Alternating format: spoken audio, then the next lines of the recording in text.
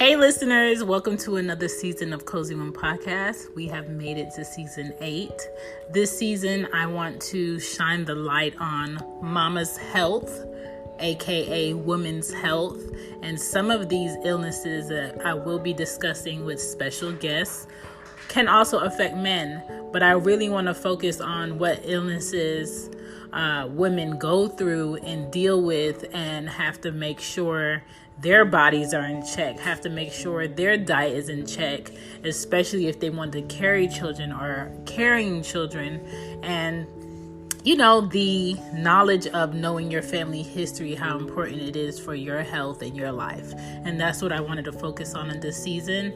I hope you guys enjoy all of the guests. We're going worldwide with these guests. I'm talking to women across the water, across the pond, as they call it. I'm talking to women from different walks of life. And I just want you guys to get the information, learn from the information, and take that with you and spread it to someone who, needed more insight on what they're going through or what their symptoms are. I hope you guys enjoy Cozy Womb Podcast. Don't forget to hashtag Cozy Womb Podcast. You can find me on Twitter, IG, and Facebook. Hey guys, welcome to another episode of Cozy Womb. Sorry, I'm making some tea. This episode is really special to me because it's with a close friend of mine, Kiki, and she's a new mom, and we had all these plans to do like a pandemic drive up baby shower, and she had plans to do a photo shoot, and her baby was going to be due around my mom's birthday. That was exciting. And she just been really good about getting all of her items for her new baby, her new son.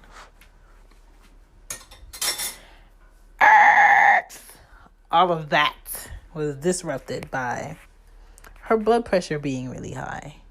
And her going to a doctor's appointment and them saying, your blood pressure is too high, we have to put you in the hospital. And she went to the hospital. She was there for a few days. And then they was like, they'll probably release her, but her blood pressure want to go down. And they told her that she wasn't going to make it to full term, that they were going to have to induce, which means she would have to have a premature child. And she got Preeclampsia. And that's what we're talking about today. It's the illness that can only be cured by a woman giving birth to a baby. And the blood pressure gets really high and very dangerous for the mom and baby. And that's what we're discussing. So I hope you guys enjoyed the episode. Hey, it's Anya Dula, and I am the host of Intercultured with Anya Dula. Intercultured with Anya Dula is a podcast that focuses on motherhood, culture, birth work, and travel. And it's just a place for women to come together to discuss our philosophies on motherhood, to discuss our work and birth work, if that's what we do, but mainly to bring women of all different cultures together so that we can talk about how we mother, how we #do motherhood, so that we can learn from one another and learn to love each other. That's really what it's all about. I hope you'll join us. Intercultured with Anya Dula podcast is available on all the major podcast stations. I hope you'll join us. Can't wait to connect. Hey, if you're enjoying the show, thank you. I appreciate it. You can also find cool, cute Cozy Womb gear on the Cozy Womb shop. It's on Teespring, teespring.com/stores/cozy-womb-shop. And you'll find hoodies, t-shirts, what do you call those? Fanny packs, mugs, everything that I want to give all of my listeners and my supporters during the show is on there for you guys to purchase, okay? I appreciate every penny because every penny does go towards helping my family, especially during a pandemic where I physically can't be out of my house during the week because my children have virtual school. So if you want to support Cozy One Podcast, you can support through you getting a little something something, and also I getting a little something something on the backside. So thank you for supporting the show. Thank you for supporting Cozy One Podcast, and thank you for supporting teespring.com. Peace. Here we go. Back to the show. Welcome back to Cozy Room Podcast, guys. This is season 8, Mama's Health, episode 12.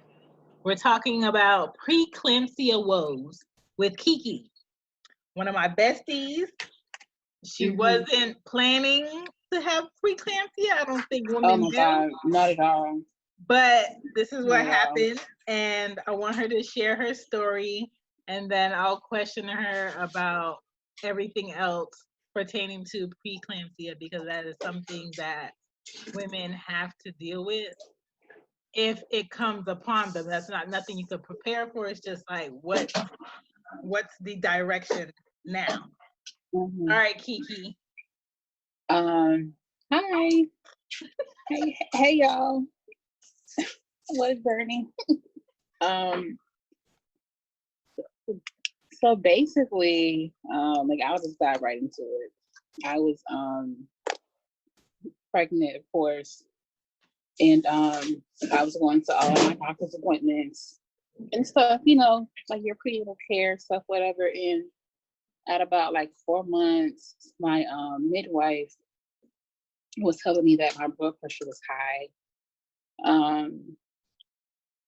but not like high to where it was like anything crazy. But as I kept going, like it was like elevated. It got higher and higher and higher and higher. So you didn't feel any different?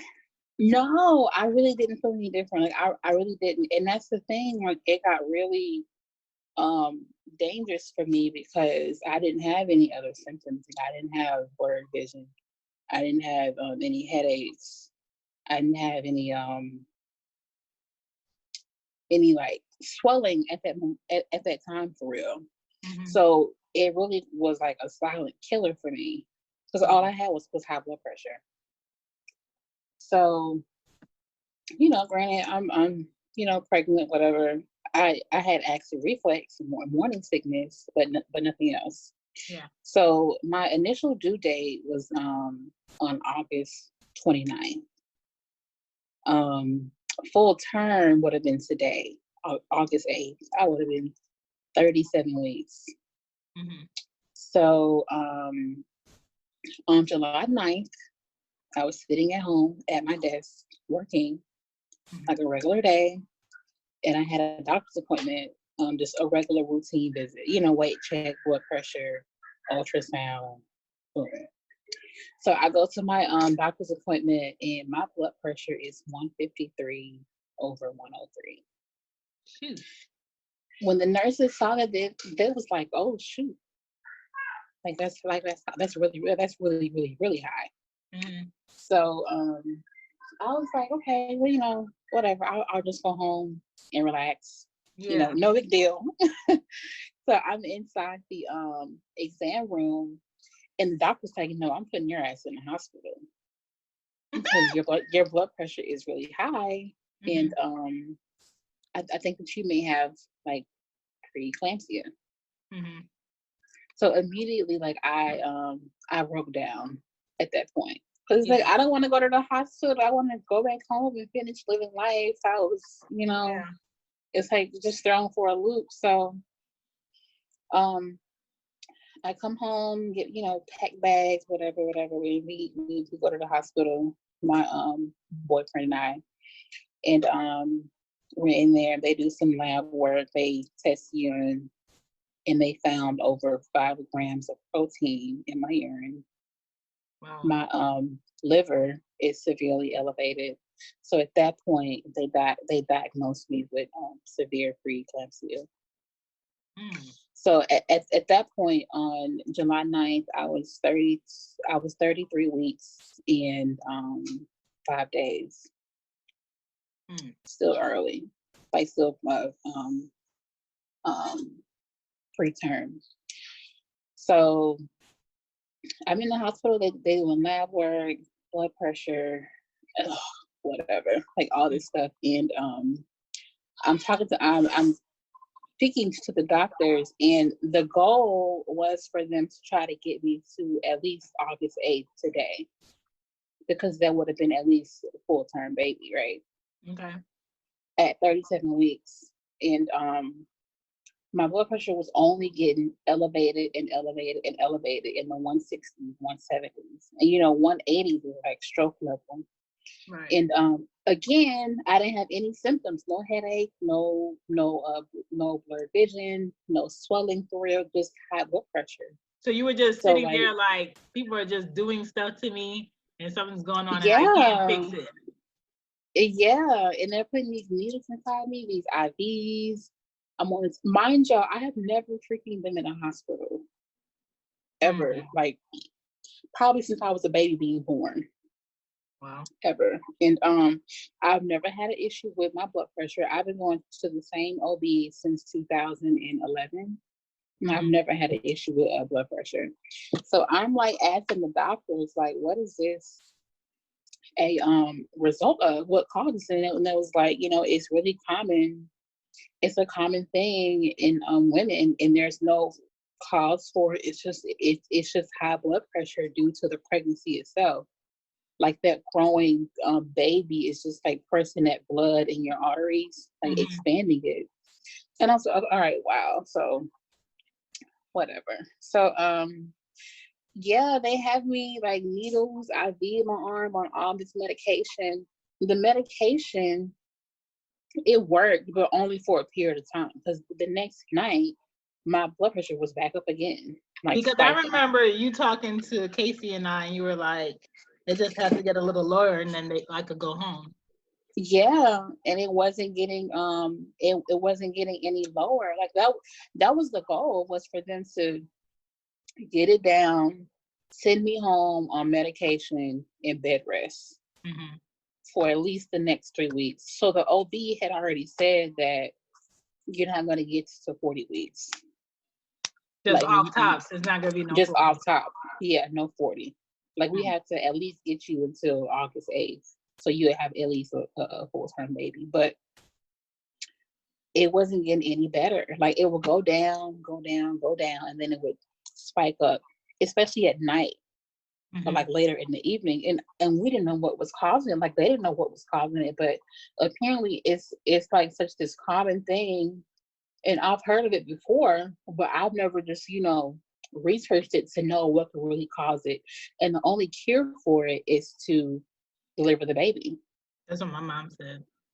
It's because like that'll be the hardest. The worst thing in the world is to have a baby and then no mom. Right. And a lot of times that does happen. When I was working at Urban Outfitters, it was this manager, and she was really small and just like really energetic, and just, okay, if she was in today, it was cool. And I remember her getting pregnant, and she was married, and she went in, everything was normal. She had the baby, and she lost her life, and it ended up like her husband just took home the baby. It was really sad. And there was no reason for that? She wasn't showing no symptoms or anything. What did she have? She just died?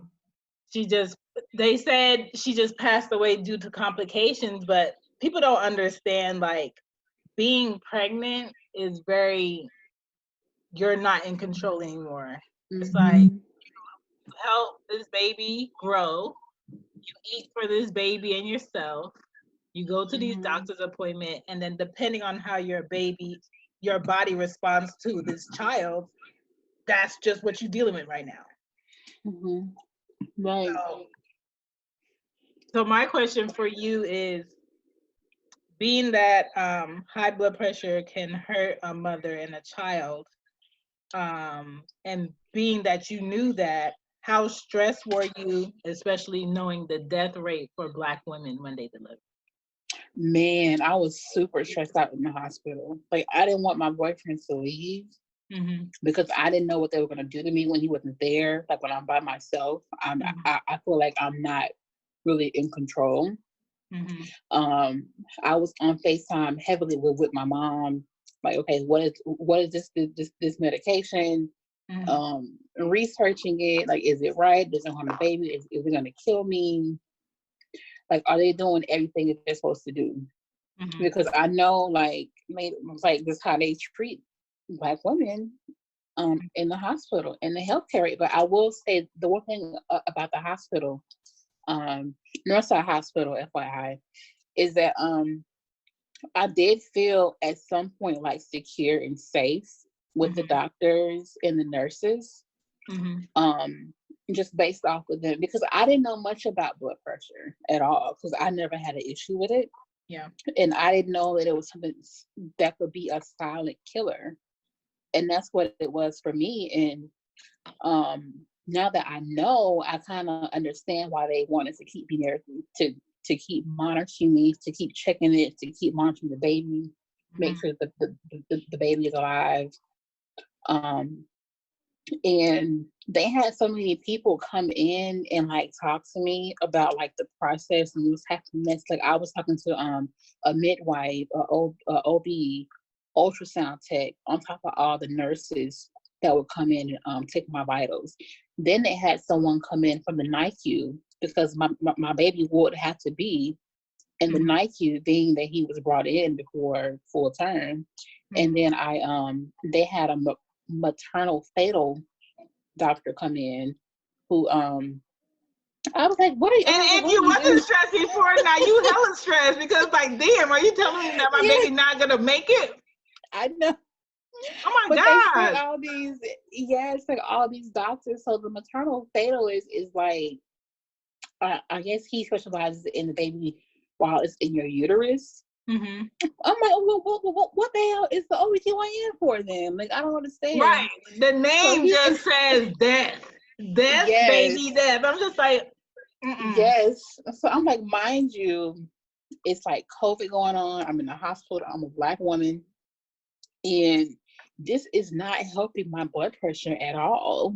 Because I'm like stressed. I'm bugging out. Like, this is just thrown for a loop. So, I'm in the hospital like for like at least a week, and monitoring blood pressure, checking vitals, doing lab work, monitoring the baby day in, day out for the next 6 days. So on July 15th, the OB came in and said that we're going to have to induce labor, because your lab work is still elevated, your blood pressure is still high, it's not safe for you, it's not safe for the baby. So, all right, cool. So at that point, I'm 34 weeks and 5 days. With no baby shower. With no, but I had to cancel my baby shower. My photo shoot was on July 14th. No baby shower at all, because I was gonna go home and be on bed rest. Right. So I wasn't gonna have a shower or do a shoot or anything, or work. Just go home and chill. So they induced me on July 16th at like 9:30 a.m. And they actually put me on some kind of medication called Cytotec. They didn't do anything for me. So then they used Pitocin, and then that started to work a little bit. So I started having contractions at like 1 in the afternoon after being induced at like 9:30. So, I'm laying there chilling. I don't feel anything. And then I start to feel something.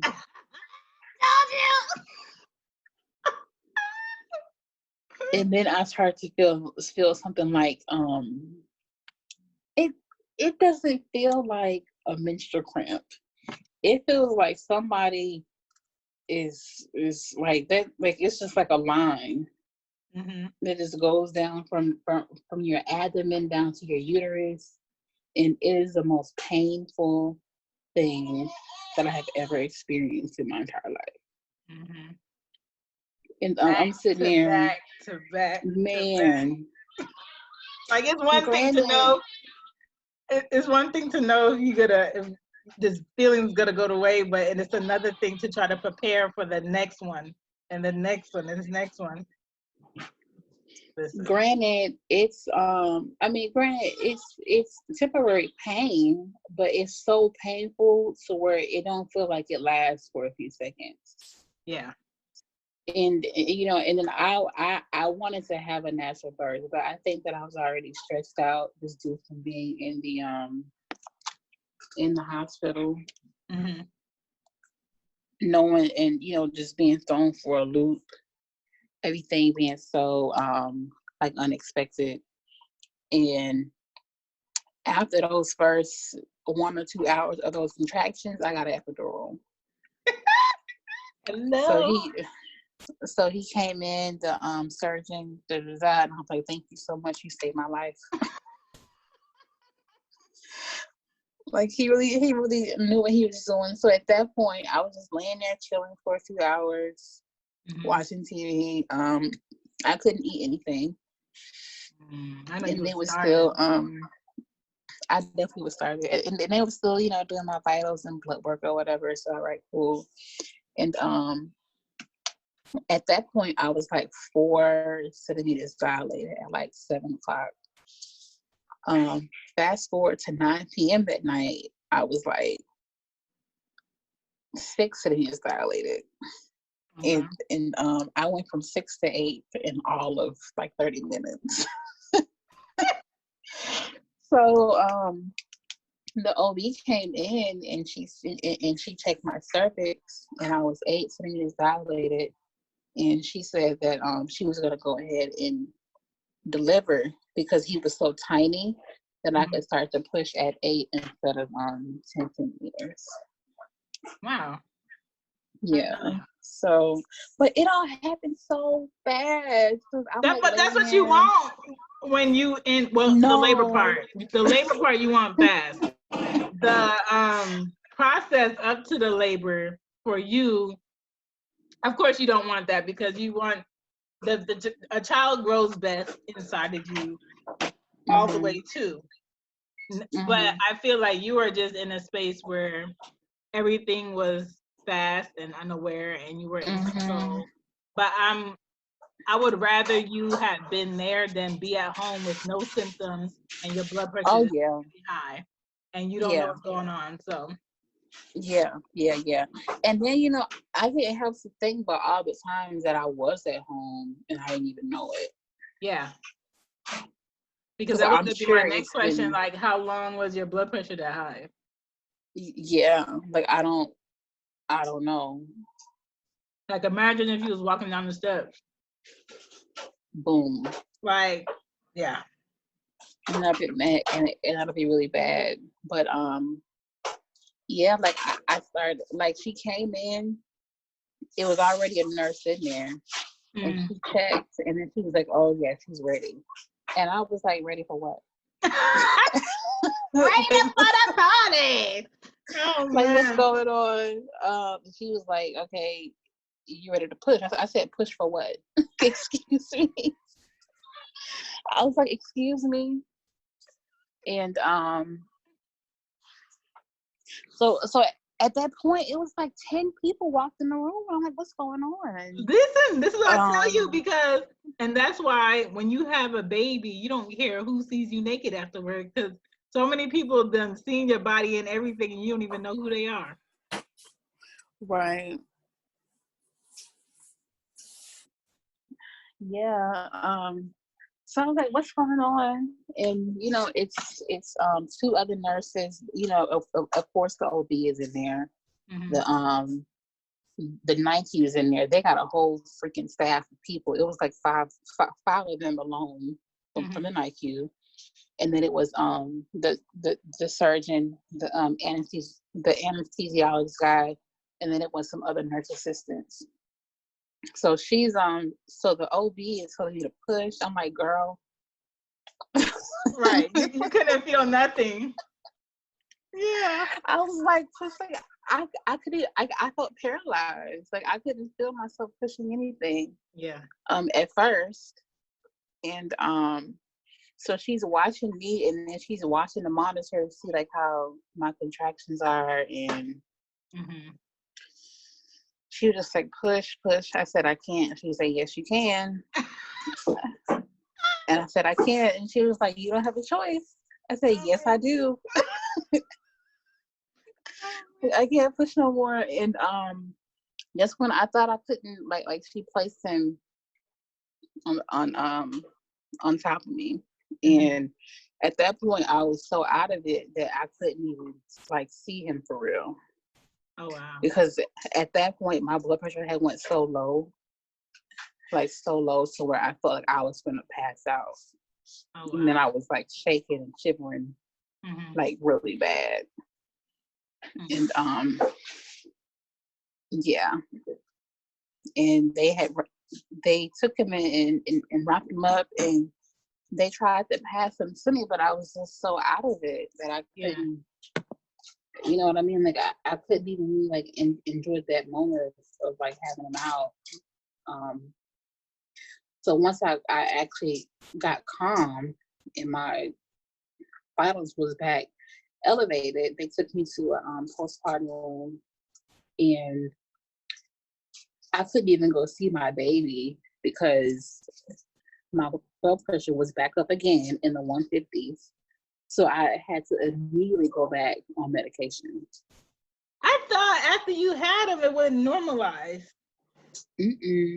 Not that fast. So how long did it take you for your blood pressure to go down? Like Saturday. And you had him the next day, Thursday. Shoot. Oh my God. So for like the 2.5 days of you having your kids. 2.5 days. Didn't meet him. That was the hardest thing. And I was just like, I remember just like sitting in the postpartum room just crying. Like just crying. My eyes. I was one, I don't want to be here. I'm on medication. I don't feel like I'm in control. I'm in this freaking hospital. But I don't know where my baby is. Right. Like this, like that was like, yeah. And then I'm on this medication for 24 hours. And I feel like drugged up and souped up, and I'm pissing every freaking 30 minutes. Okay, I don't feel like myself. Yeah. And you know, like they keep coming in, checking blood pressure, checking temperature, checking oxygen and swelling. It's like it was just super annoying. You felt like an object. Yeah. I'm like, why can't I? And then you can be like, okay, well, like, what is wrong with me? Like, why is it, high and stuff like that? And you know, I had actually got off of medication Saturday morning, and then I was able to go down to the NICUs. From that Thursday to the Saturday, did his dad get to see him? Okay. He saw him. He actually went down there the night I had him since I couldn't go, and he just sent me pictures and stuff. But even so, it's like I don't want to see him like that, like with those wires and stuff, and it's on his monitors, and they have a tube in his nose, and I don't know if like that's bothering him or if that's hurt. And then he's so tiny, and it's like I didn't like seeing him like that. That would kind of bother me too. But yeah. So I didn't see him until Saturday morning when I got off the medication, and I held him for a little bit in the NICU, and I was talking to the NICU doctors, and the thing with the NICU is that you don't know how long they're gonna be in there, because it just depends on how well the baby does. If he's breathing on his own, if he feeds, right, if he maintains his temperature, we just really don't know. So Saturday I was discharged, and I came home, boohoo, cried again, because that's the hardest thing, is to not be able to go home with your baby after you went through all that. I couldn't and imagine. then all those months of carrying him and bonding, being sick, and but I will say the one thing about again Northside Hospital is that those doctors in the NICU are like angels and scrubs. Hmm. And you know that like he's safer in there than he is out here because like he couldn't do certain things on his own yet. Mm-hmm. And then you have COVID on top of everything. It's kind of like Right. you don't want to bring him Yeah. out and him be around something and his immune system is not like where Yeah. it's supposed to be. Yeah, and his lung, and then yeah, like even like this during the pandemic, it was just hard being pregnant because you really couldn't go anywhere without like I went to all of my appointments by myself. Mm-hmm. I couldn't have no extra people in the hospital with me. Mm-hmm. Like no family or like friends to visit. And then you wonder about like if you're sick, if your baby is sick. Yeah. It's like crazy. So but yeah, so I came home on Saturday. They sent me home with medication for blood pressure. And I had my 1 week postpartum a week after, and it had went down in the 140s. So it did decrease a little bit after 1 week.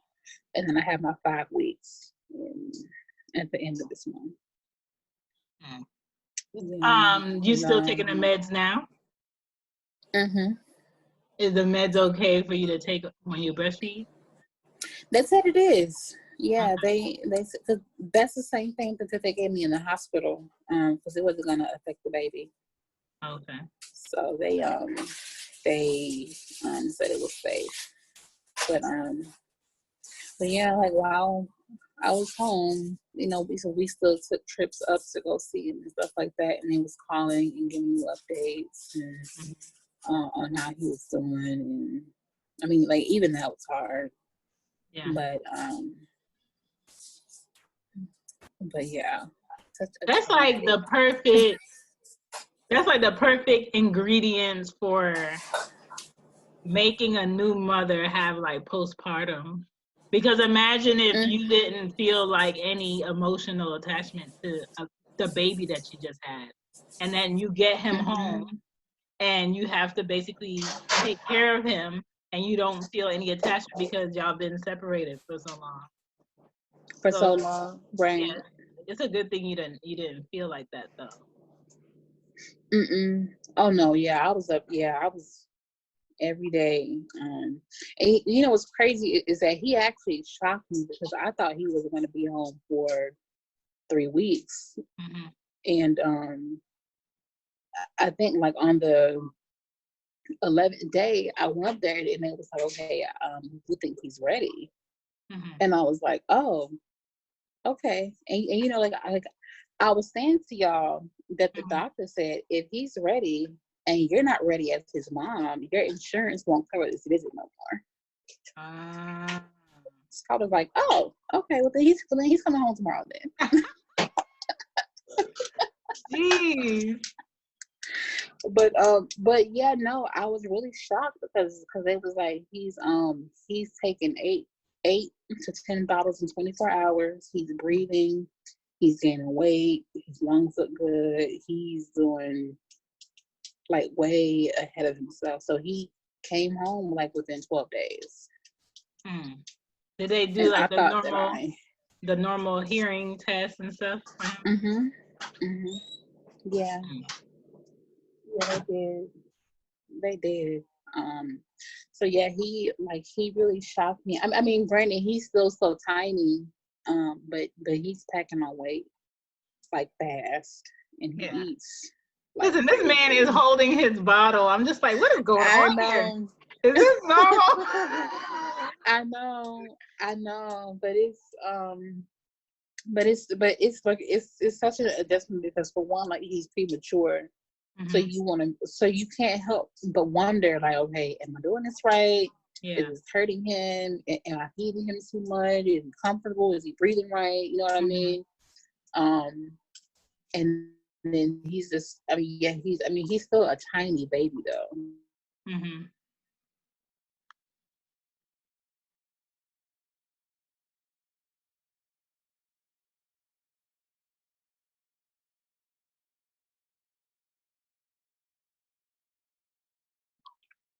But what did I leave off? You're talking about bringing him home. Yeah, because you can't help but but wonder like if he's still doing those things on his own. But yeah, so he's been here for the last week. Mm-hmm. Yeah, and I will say for a preemie, he's super alert. Mm-hmm. He's quiet. He's just like, okay, Yeah, this is my new place. I know. You took that stuff out the oven? Yeah. Okay. Yeah, definitely like a new place. But even like the aftermath of it all, it's just like, oh God. And then like, you start to like blame yourself, like, dang, did I do anything? Or what could I have done to help prevent this? Was I stressed out too much? Was I just not taking it easy? Yeah. Was I not getting enough rest? And apparently it's just like an unknown cause. Like it's not anything that you could have done or didn't do. It's just something that that happens. And I will say, like, as many trips as we take into the NICU, they had at least 80 babies in there. In the NICU, and then you have like other parents that's coming there just like you to see him. And I met this one young lady in the elevator, and she had her baby at 23 weeks. Oh wow! And he was born 1 pound. Wow! And he's been in there for 3 months. And I was like, I couldn't imagine. Like, I thought I had it bad. 3 months. But there's people in there who, like somebody always got it worse than you. Mm-hmm. And my youngest brother was a preemie. And my mom said when she had him, he could fit in her hand. And my mom has small hands. Mm-hmm. So, yeah. Yeah, it was definitely a journey. Like I just definitely didn't think that it was something that I would have went through. Like I've heard of preeclampsia. Like Beyonce had preeclampsia, y'all. Yeah. But I didn't think that it was anything that that would have happened to me or anything that I would have went through. Just delivering early and not being able to have your baby shower and your photo shoot. Granted, it's your first baby, so you want to do all those memories and stuff like that. But yeah, it's a traumatic experience. Like I'm still trying to recover from it. Because I think here, you think about like all the things that could go wrong, and then it starts like getting like the best of you. But in the same sense, I feel like it does give you time because now you can actually like plan his photo shoot. Right. And as he grows and gets a little bit bigger, you have like a time gauge on when you can do those things. You get to stretch out his baby gear more because he's small. Yeah, that's true. So, this time with you on maternity leave, it's a good time not to even have him around people right now. Definitely. And you're going to go directly into fall where you're going to have to keep him bundled up. So,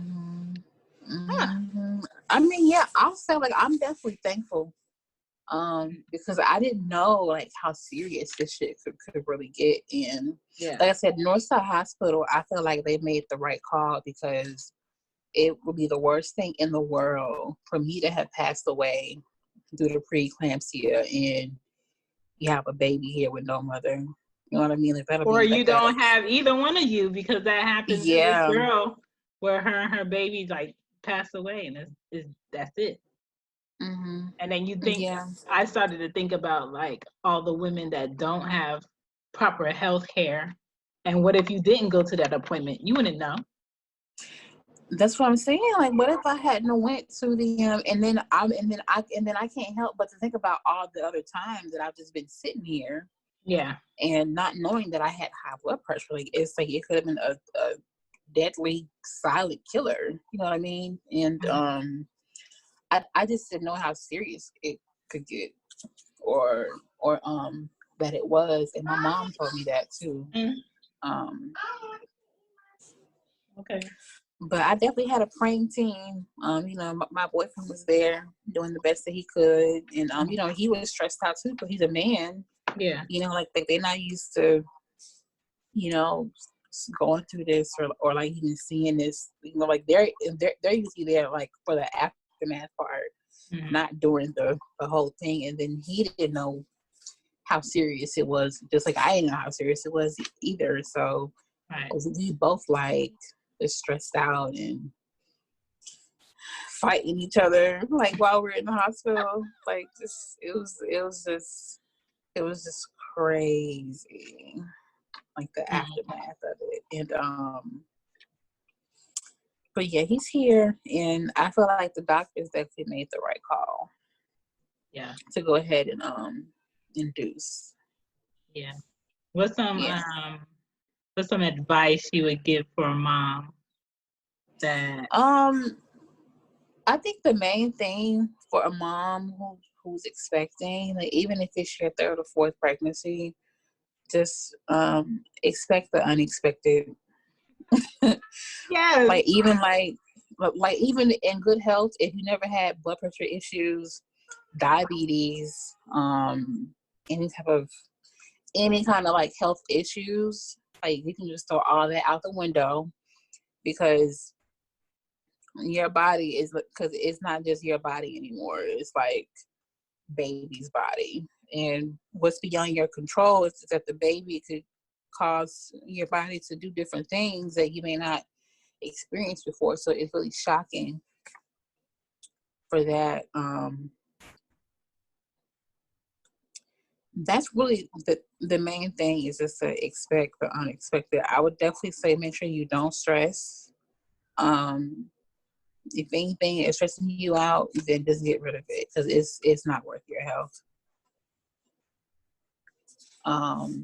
Make sure you have a good diet. Drink a lot of water.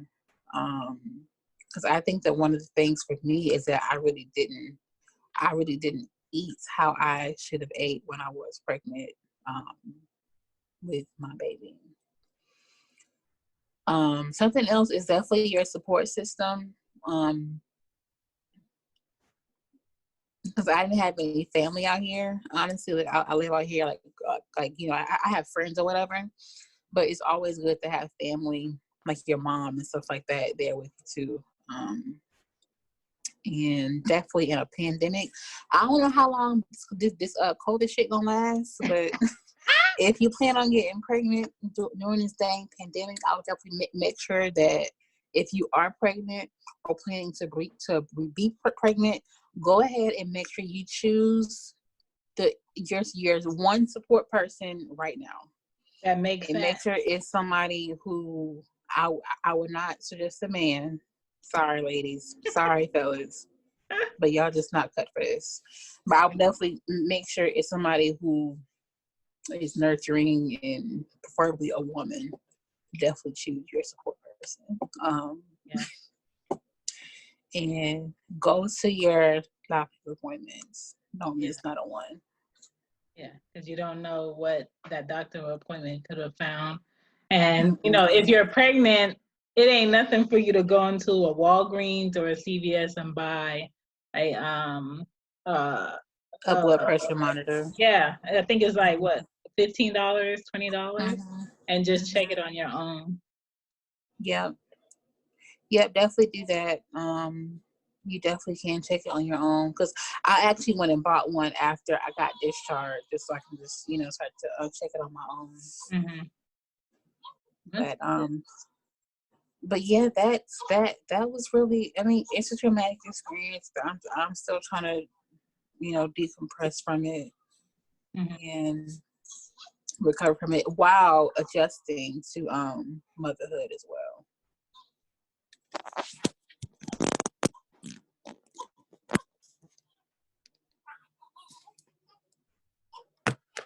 This girl cries for everything.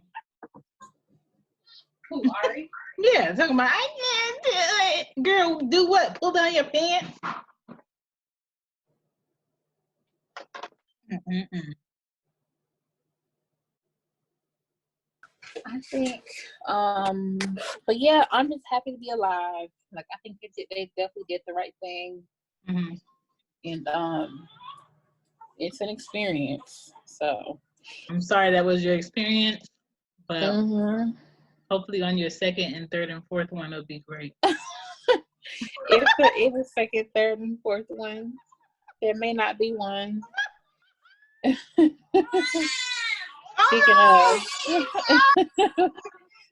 Speaking of. Oh man. But thank you for sharing, man. Information was definitely needed. That man wants something to eat. He wants something to eat. But yeah, I hope this, touches somebody. Like, preeclampsia is a real thing. Someone who really experienced it. So. Thank you. Well, go feed him. Okay. Bye. Bye. Bye.